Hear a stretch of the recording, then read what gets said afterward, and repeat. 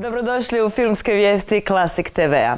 Dodjelom nagrada za najbolje filmove završen je ovogodišnji fest. Nagradu Beogradski pobjednik osvojili su filmovi Dnevnik jedne tinejdžerice u režiji Marielle Heller u glavnom natjecateljskom programu, Vlažnost Nikole Ljuce u nacionalnoj selekciji i S one strane Zrinka Ogreste za najbolji film u manjinskoj srpskoj koprodukciji. U nacionalnoj natjecateljskoj selekciji žiri je nagradio film Pored mene, redatelja Stevana Filipovića.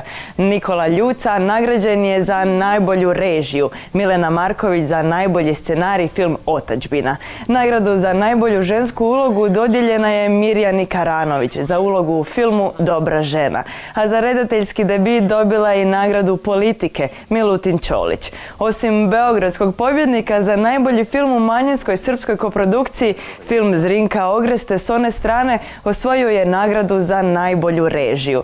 Nagrada za najbolje glumačko ostvarenje dodijeljena je Lani Barić za ulogu u filmu Ti mene nosiš. Ogrestin film S one strane prikazuje se u hrvatskim kinima od 10.3. Mislim, to su osjetljive stvari. Pa nije ga čula 20 godina. A vi?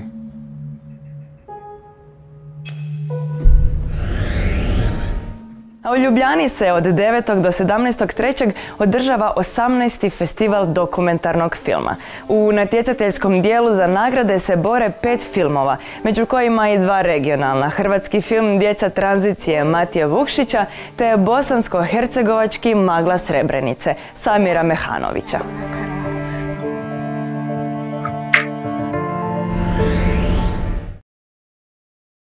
U Pragu se skoro u isto vrijeme održava 18. izdanje međunarodnog festivala Jedan svijet. Dugometražni dokumentarni film Bolesno redatelja Hrvoja Mabića uvršten je u sekciju Panorama, koja donosi 15 dokumentaraca prikazanih na velikim međunarodnim festivalima. Film Bolesno utemeljen je na velikom skandalu koji je potresao hrvatsku javnost, a prati djevojku koja se nastoji suočiti s teškom traumom iz prošlosti te se ponovno uključiti u svakodnevni život. U okviru festivala održat će se i 5. ISDoc platform, najveća profesionalna manifestacija za razvoj i podršku kreativnog autorskog dokumentarnog filma s područja Srednje i Istočne Europe. U sklopu programa Eastern European Forum predstavit će se i 4 regionalna dokumentarna projekta u nastojanju. Bila sam dijete, najosjetljivijim godinama.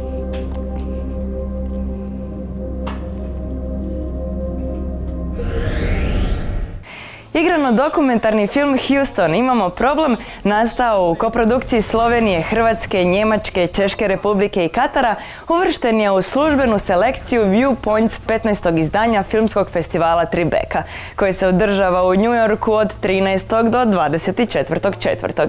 Riječ je o debitantskom dugometražnom filmu mladog slovenskog redatelja Žige Virca, koji istražuje mit o tajnom multimilijunskom ugovoru kojim su Sjedinjene Američke Države kupile jugoslavenski svemirski program ranih 60-ih. Kroz obilje arhivskih snimki film nas vraća u doba hladnog rata, svemirske utrke i nasilnog slijetanja na mjesec, te na intrigantan način spaja stvarne i fiktivne događaje.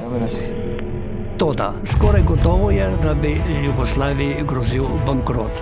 Falsificirao sam skice, uljepšavao sam rezultate testnih lansiranja.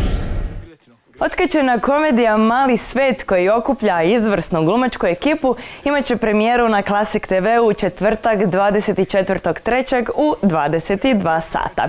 Predrag Manojlović, Lazar Istovski, Branko Đurić, Bogdan Diklić samo su neka imena koja vas očekuju u ovom hvaljenom i duhovitom filmu. A nakon što Classic TV završi s prikazivanjem cijele humoristične serije Leteći cirkus Montya Pythona, stižu nam i 2 dugo očekivana filma.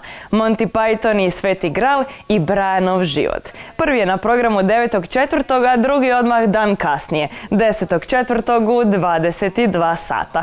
Kultne su to komedije slavnih Pythonovca, pa dobro zapamtite te datume. Će mjesec na Classic TV-u biti zanimljiv, veseo, pun zabavnih filmova, kako i priliči u proljeće. If life seems jolly rotten, there's something you've forgotten. And that's to laugh and smile and dance and sing. Ekipa Classic TV-a želi vam ugodan ostanak uz naš program.